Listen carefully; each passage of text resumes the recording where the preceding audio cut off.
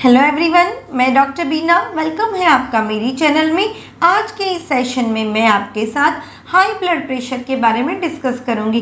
But इसके पहले ये जानना बहुत ज़रूरी है कि नॉर्मल ब्लड प्रेशर क्या होता है। हमारे शरीर में हमारी आर्टरीज और वेन्स में हार्ट में से ब्लड हमारे अलग अलग ऑर्गन तक पहुंचाने का काम करता है। इस दौरान इस आर्टरीज में जो प्रेशर मेंटेन होता है उसको हम ब्लड प्रेशर बोलते हैं। अगर मैं नॉर्मल लैंग्वेज में आपको समझाऊं तो अगर हमें टेरेस पे रही हुई टंकी में पानी भेजना है तो इसके लिए हमें इलेक्ट्रिक मोटर लगानी पड़ेगी। इलेक्ट्रिक मोटर एक प्रेशर से पानी नीचे से ऊपर तक पहुंचाती है। इस दौरान पाइप में जो प्रेशर मेंटेन होता है उसी प्रकार से हमारी आर्टरीज और वेन्स में जो प्रेशर मेंटेन होता है उसको ब्लड प्रेशर बोलते हैं। ब्लड प्रेशर पूरे दिन में एक इंडिविजुअल का चेंज होता रहता है अकॉर्डिंग टू आपकी फिजिकल एक्टिविटीज़। ब्लड प्रेशर में दो पार्ट आते हैं, सिस्टोलिक ब्लड प्रेशर और डायस्टोलिक ब्लड प्रेशर। जब आपका हार्ट कॉन्स्टेंटली पंपिंग करके ब्लड ऑर्गन्स तक पहुंचाता है उस दौरान आर्टरीज में जो भी प्रेशर मेंटेन होता है उसको सिस्टोलिक ब्लड प्रेशर बोलते हैं। उसी प्रकार से इन दो पंपिंग के बीच में for the fraction of seconds heart resting phase में जाता है।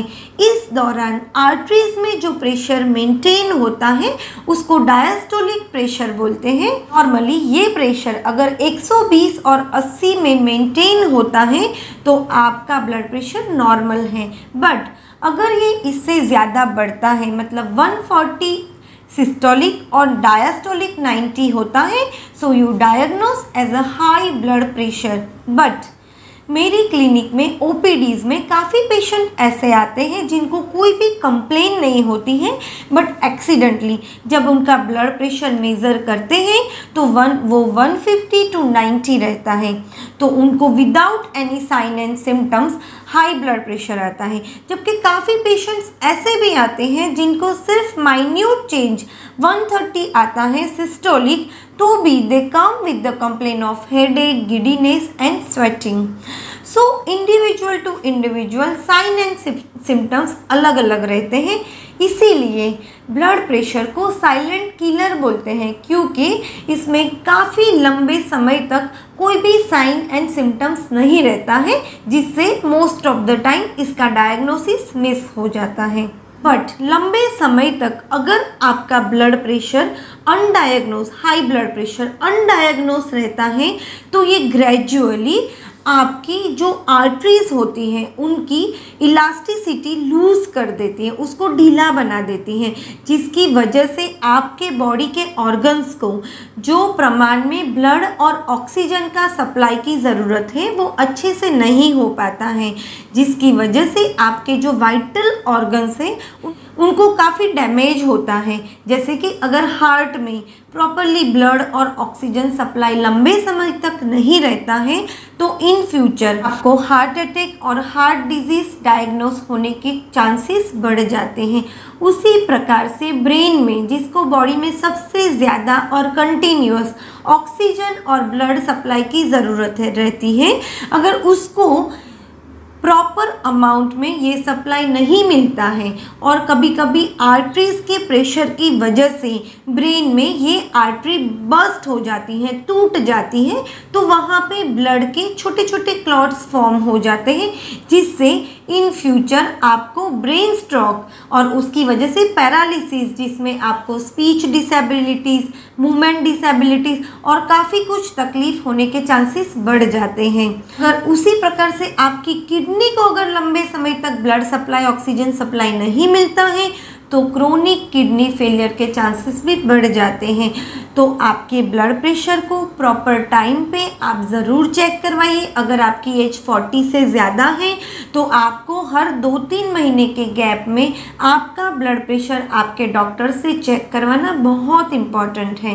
कौन से कारण हैं जिसकी वजह से ये ब्लड प्रेशर आता है वो आपसे डिस्कस करूँ तो the most common is unhealthy lifestyle.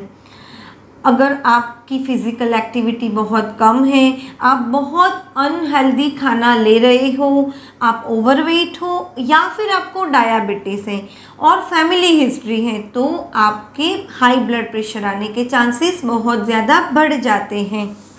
But the good news is proper lifestyle changes और प्रॉपर मेडिकेशन से आप आपके हाई ब्लड प्रेशर को कंट्रोल कर सकते हो और काफ़ी कुछ केसेस में इसको रिवर्स भी कर सकते हो।